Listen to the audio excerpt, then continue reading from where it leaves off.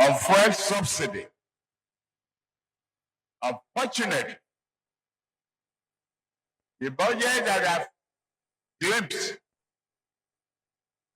before I assumed office and what I've heard is that no provision is there for fuel subsidy. The fuel subsidy is gone. This was the inaugural speech of President Bola Ahmed Tinubu that shook the entire nation. This marked the beginning of other policies, pronouncements, and reforms. From the removal of fuel subsidy to foreign exchange market unification, floating of the naira, decentralization of electricity sector, and many more. These policies, though with good intentions, did not happen without serious challenges, causing untold hardship. After 2 years of this administration, the big question is, has these reforms, policies impacted positively on the lives of the citizens? It's the beginning of another calendar year, and the leadership continues under the renewed hope agenda. What are the areas that Nigerians would want this current administration under the leadership of President Bola Ahmed Tinubu to focus on in the year 2026? Now, there are several sectors. There's education, health, agriculture, infrastructure, security. There are several sectors. But what are the areas particularly that Nigerians would want this current administration to focus on in 2026? Security is the priority. I think our president needs to do more about the situation in the country.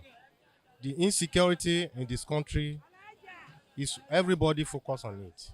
I think our president needs to do more about insecurity. Even every single child in Nigeria understand that the country is under, a serious threat by the terrorists, insurgency, insecurity, and so on, inflation, and so. So the president should understand that the safety and life of property is one of the permanent, a responsibility of any administration, provide life and property, in which Nigerians have been clamoring for over the years. Mostly security, because security is really terrible in Nigeria. We don't have a good security. So even apart from northern part of Nigeria, at least let's say all the Nigeria, there's no security. You understand? So that is the area that I know that they should focus on. For Lucky, he says he does not see the government prioritizing governance in 2026, describing this year instead as one in which politicians will be focused on positioning themselves ahead of the 2027 electioneering period. If I beat my chest and said this year that we're going to do anything, nothing. Because one, this year is for electioneering politics. Already, since last year, they have been singing 2027. Everybody defected to our party. Nobody's thinking.